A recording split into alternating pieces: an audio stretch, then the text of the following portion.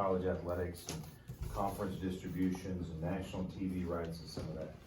And then we can look at some of the exciting sides of what kind of money does a conference commissioner actually earn or make. Are you taping this? Yes, sir. Okay, you are right now? Yeah, I have it on my phone. Yes, Okay, sir. great. Great. Is the podium in the way? No, sir. It's good. Good. So this particular presentation, we'll look at conferences, how they get revenue, how they distribute, what's going on there, and then the value of a conference commissioner to the conference. So we'll look at the Power Five, those big five conferences to start with.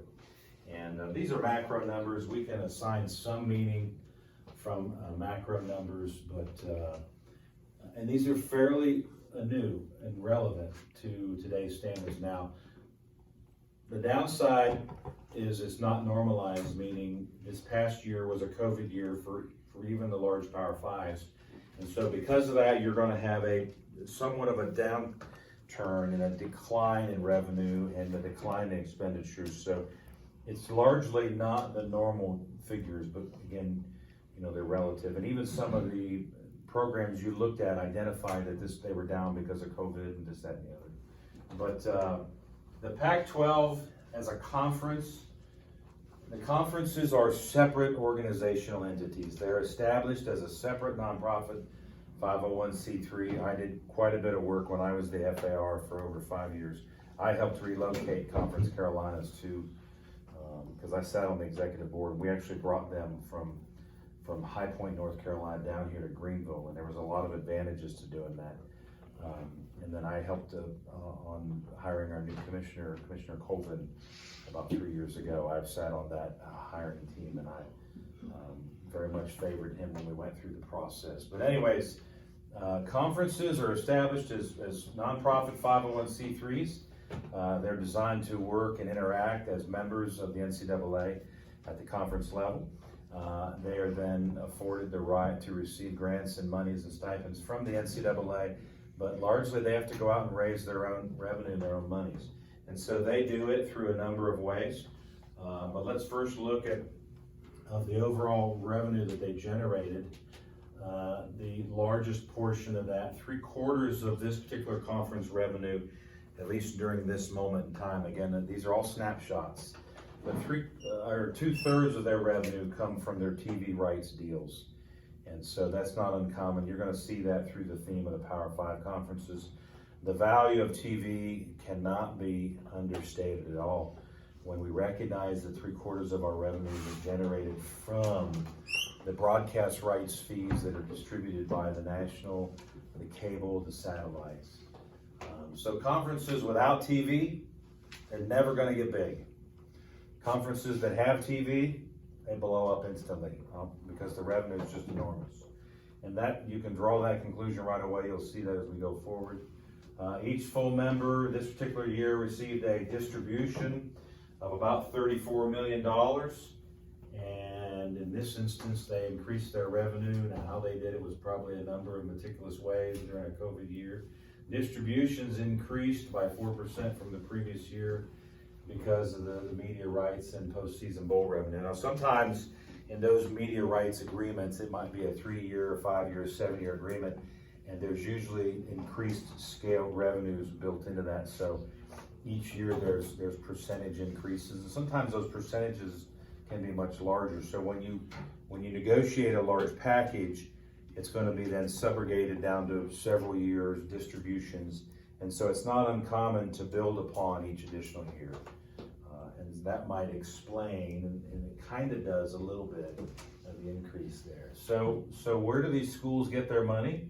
Well, if your school is doing 70, 80, 90 million, and 33 or more of that comes from the conference, again, it makes sense to maintain good conference membership because it appears 1/3 of your entire athletic budget comes from the form of subsidy and distribution from a conference.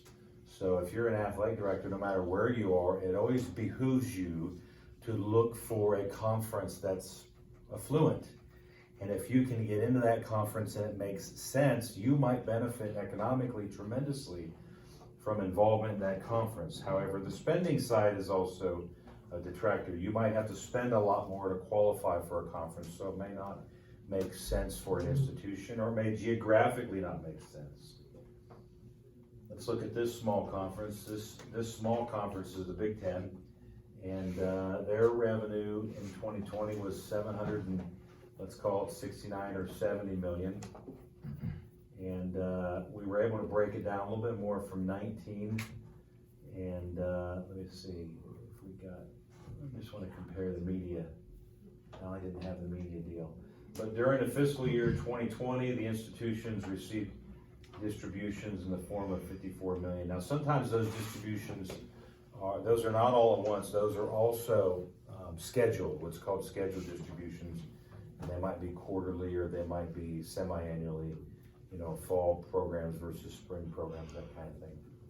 But the conferences don't just write checks for 54 million and hand them to the institution. There is a proper method of distribution, and sometimes those are scheduled and scaled, and there's a number of ways they're done behind the scenes.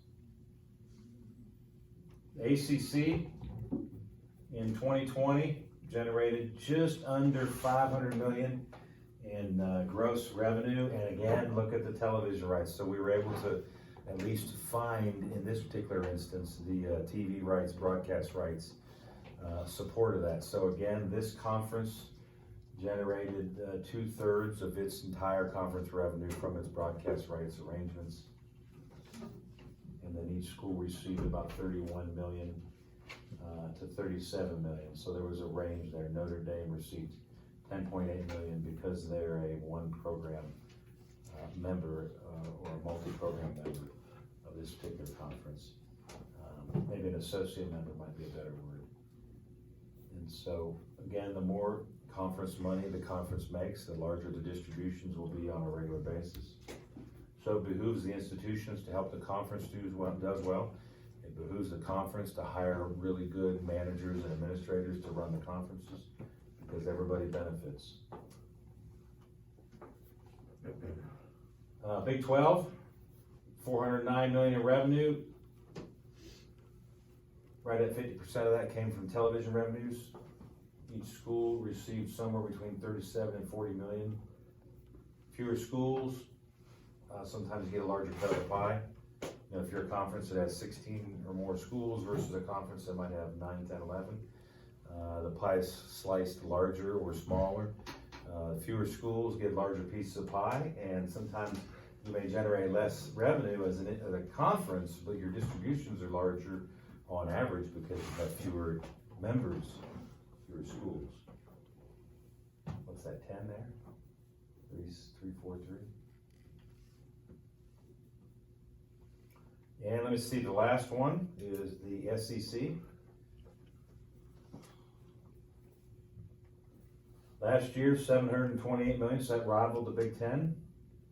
And 68%, again, they're pretty standard figures. I mean, so that tells you the media networks know they have a pretty good handle when they negotiate their deals, what they're going to land on for TV deals. When you see that across each of the Power 5 conferences, it's almost down to the same percentage of the conference revenues are from the television rights, the TV rights deals, then they know what they're looking for on both sides of the aisle. Each of 13 schools in this particular conference received about 46 million in distributions from the conference. So right away we can draw some conclusions. If you're one of the Power 5 schools, conference schools, you're generally going to generate large distributions from your conference. 2, that you get a lot of TV games. There's a lot of network coverage. So like the Big Ten, they're all forming their own media network, and then they're selling subscriber base. So like the Big Ten network would sell, or the SEC or ACC network sells subscriber-based programming, and that's how the conference can generate more money and then turn around and do more things and give it back. So 501c3 nonprofit organizations are required to basically redistribute the money that they earn. So other than paying for their administrative and salaries and the personnel and the operations of the office, their goal is to do things to raise money, to be able to distribute it back to the institutions, and it looks like they're all doing it. I mean, if you added all that up, that's 5 conferences, and they're on average doing about 35 or 40 million per school. That's, I don't know, 10 or 15 schools per conference. That's $500 million. No, that's not right. That could be several $billion in distributions going to institutions on a regular basis.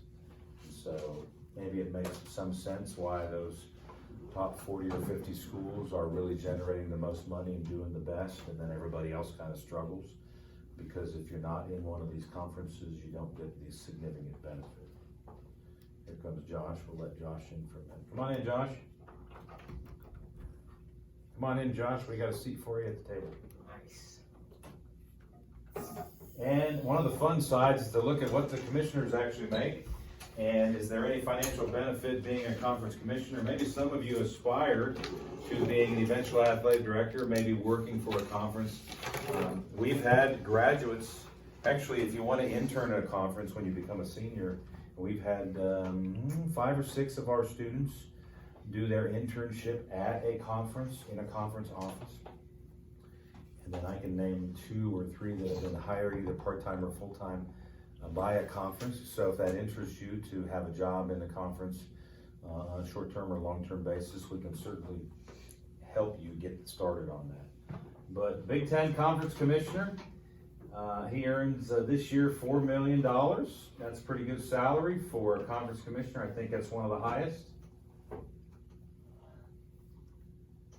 This commissioner, I think, turned over recently, wasn't it? He did, yeah.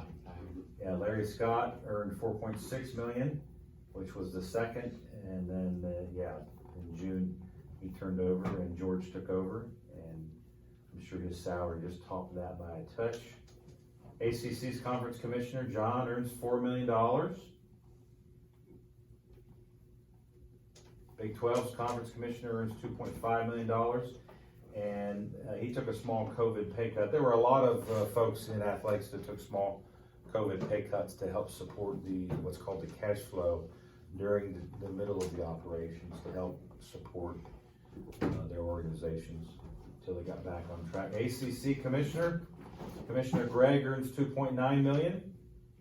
And so another conclusion you can draw here is that if your conference commissioner, your senior commissioner makes multiples of millions of dollars, it's pretty much guaranteed that your associate commissioners, and there's usually 4 or 5 associate commissioners in each conference, could earn as much as $1 million as an associate commissioner.